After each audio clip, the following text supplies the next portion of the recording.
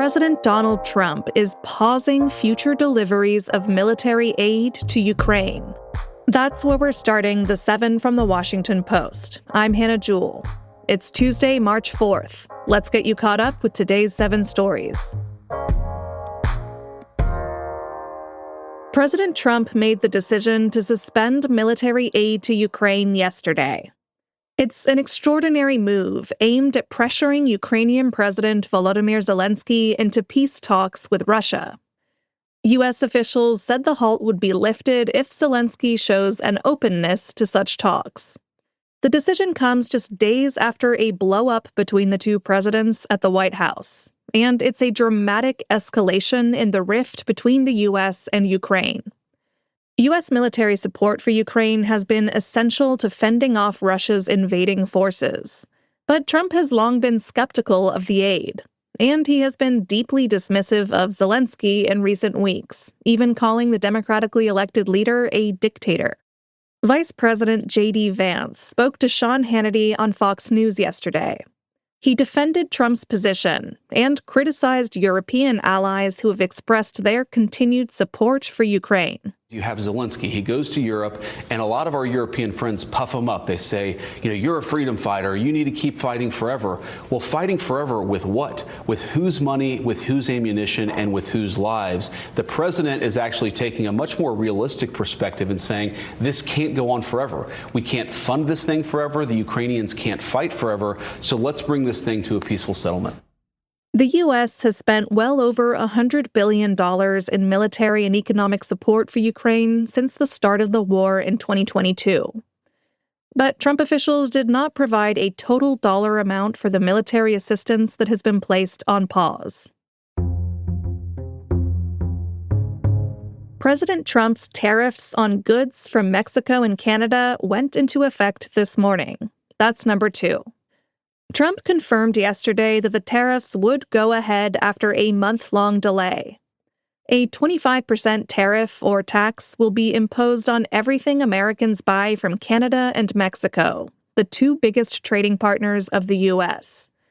The announcement had an immediate impact, sending stock prices into a swift decline. And the new tariffs are likely to raise the prices of Mexican tequila, beer, and avocados, along with Canadian goods like crude oil and lumber. Imposing these tariffs is a big gamble by a president who was returned to power by voters angry over years of high inflation. Polling suggests that rising prices would pose a political risk to Trump. But speaking at a news conference yesterday, Trump defended the tariffs. It's going to be very costly for people to take advantage of this country. They can't come in and steal our money and steal our jobs and take our factories and take our businesses and expect not to be punished. And they're being punished by tariffs. In our newsletter today, you can find a list of all the products that are likely to become more expensive as these tariffs come into effect. Find that in our show notes.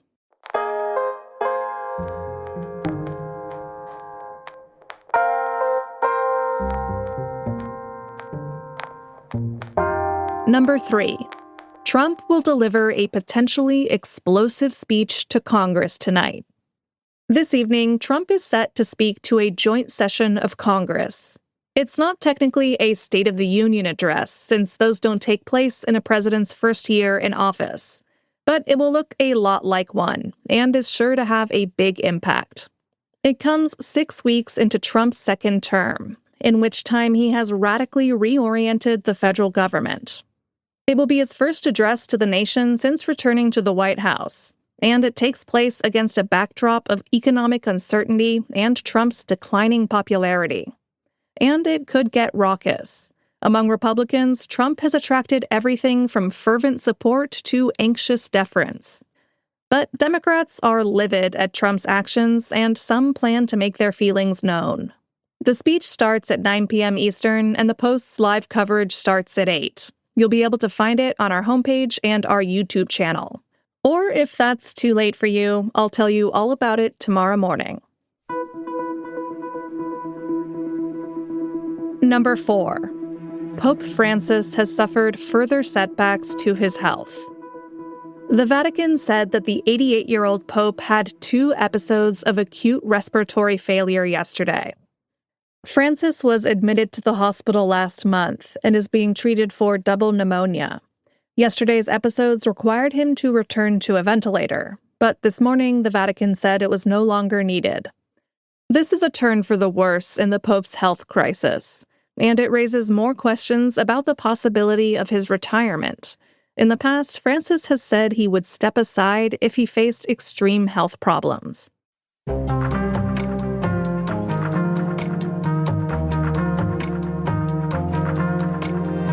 Parts of the U.S. are facing the threat of tornadoes today.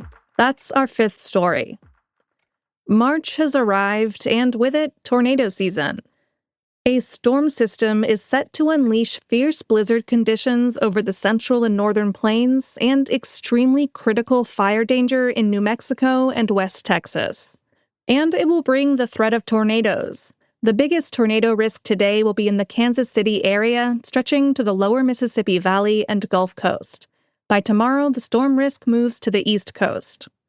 After that, there are already signs that the second half of March could feature several additional storm systems with a greater than average tornado risk.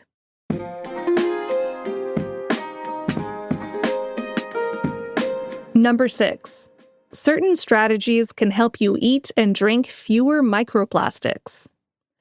Microplastics are the tiny pieces of plastic that have invaded pretty much everything in the environment, including the human body. They're in your liver, your blood, and even your brain. They're almost impossible to avoid, and they're linked to health problems, including cancer. But the good news is that there are some simple steps you can take to minimize your exposure. New expert advice released this morning identified a few ways you can cut down on microplastics. For example, drink tap water instead of bottled water, avoid plastic food containers, and use glass instead of plastic in the microwave. One study found that microwaving food in plastic containers could release more than 4 million microplastic particles and 2 billion nanoplastic particles per square centimeter in just 3 minutes. Nanoplastics are even smaller plastic particles than microplastics. 2 other things you can avoid are highly processed foods and nylon tea bags. Try biodegradable tea bags or loose-leaf teas instead. Number 7 is great news for me personally. Swearing might be good for you. A growing body of research shows the ways that dropping an occasional F-bomb might have intriguing benefits. Swearing may help reduce your sensitivity to pain. In one study, participants held their hands in ice water for as long as possible while repeating either a swear word of their choosing or a non-swear word. And swearing was associated with increased pain tolerance. Other studies have linked swearing to stronger social bonds, improved memory, and an alleviation of the social pain of rejection and exclusion. It may even improve strength, although scientists aren't sure exactly why. If you want to try it out, one expert suggests saying your favorite swear word at a steady pace once a second to once every 3 seconds at a normal volume of speech. See if it helps you take on a painful task. I will not be demonstrating, as this is a family-friendly podcast, but I might try it in private later. All right, you're all caught up. For your next listen, check out the latest episode of Post Reports, our afternoon news podcast.